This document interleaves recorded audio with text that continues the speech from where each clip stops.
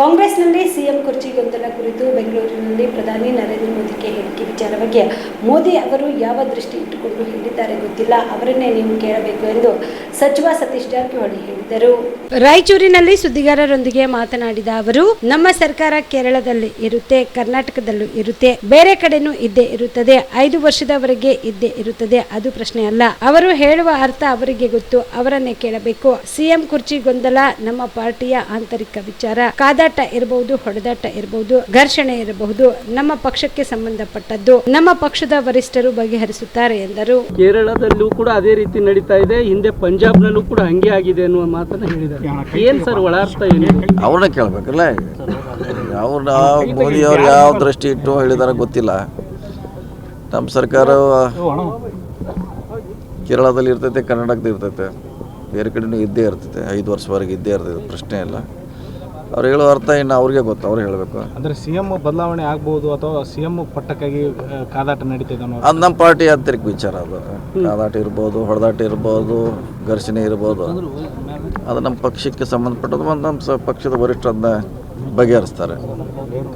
Sir, ಈಗ IPL ಪಂದ್ಯ ಬೆಂಗಳೂರಿಂದ ಅಹಮದಾಬಾದ್ ಶಿಫ್ಟ್ ಮಾಡಿದ್ದಾರೆ ಸರ್. ಪ್ರಮುಖ ಕಾರಣ BCCI ಹೇಳಿರುವಂಥದ್ದು, ಶಾಸಕರು ಸೇರಿ VIP ಟಿಕೆಟ್ಗಳನ್ನ ಹೆಚ್ಚಿನ ರೀತಿಯಲ್ಲಿ ಡಿಮ್ಯಾಂಡ್ ಮಾಡಿತ್ತು, ಹೀಗಾಗಿ ನಾವು ಶಿಫ್ಟ್ ಮಾಡಿದೀವಿ ಅನ್ನೋಂಥದ್ದು ಪ್ರತಿಕ್ರಿಯೆ. ಎಷ್ಟು ಜನ ಅವ್ರ MLA ಒಟ್ಟಿಗೆ? ಒಟ್ಟು 10,000 ಟಿಕೆಟ್ ಡಿಮ್ಯಾಂಡ್ ಮಾಡಿತ್ತು. 224 ಅವ್ರ ಫ್ಯಾಮಿಲಿ ಹಿಡಿದ್ರೆ 500 ಆಯಿತು.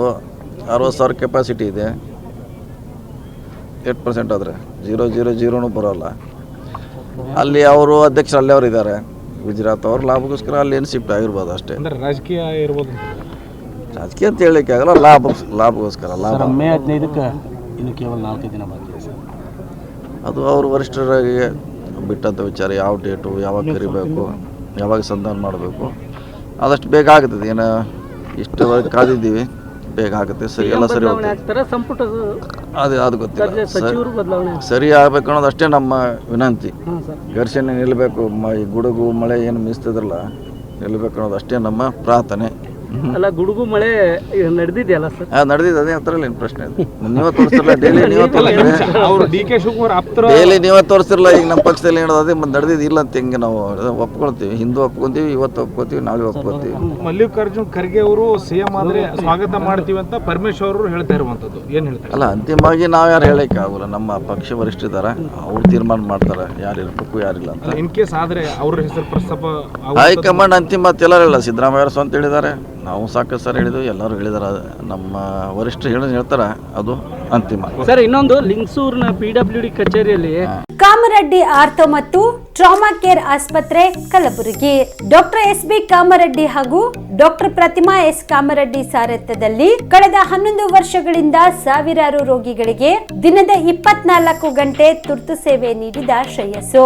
ಆರ್ಥೋ ಚಿಕಿತ್ಸೆಗೆ ನುರಿತ ವೈದ್ಯರ ತಂಡ, neuro surgery, joint replacement surgery, interventional pain clinic, plastic surgery, facial maxillo surgery, ದಿನದ 24 ಗಂಟೆ ಲ್ಯಾಬ್ ಸೌಲಭ್ಯ, ದಿನದ 24 ಗಂಟೆ ಮೆಡಿಕಲ್ ಸೌಲಭ್ಯ, ಡಿಜಿಟಲ್ ಎಕ್ಸ್ರೇ, ದಿನದ 24 ಗಂಟೆ ಬ್ಲಡ್ ಬ್ಯಾಂಕ್ ಸರ್ವಿಸ್, ದಿನದ 24 ಗಂಟೆ ಆಂಬ್ಯುಲೆನ್ಸ್ ಸೌಲಭ್ಯ. ಹೆಚ್ಚಿನ ಮಾಹಿತಿಗಾಗಿ ಸಂಪರ್ಕಿಸಿ ಸರ್ಕಾರಿ ITI ಕಾಲೇಜು ಮುಂಭಾಗ, ಕಾಮರೆಡ್ಡಿ ಆರ್ಥೋ ಮತ್ತು ಟ್ರಾಮಾ ಕೇರ್ ಆಸ್ಪತ್ರೆ ಕಲಬುರಗಿ. Phone number 08472256163.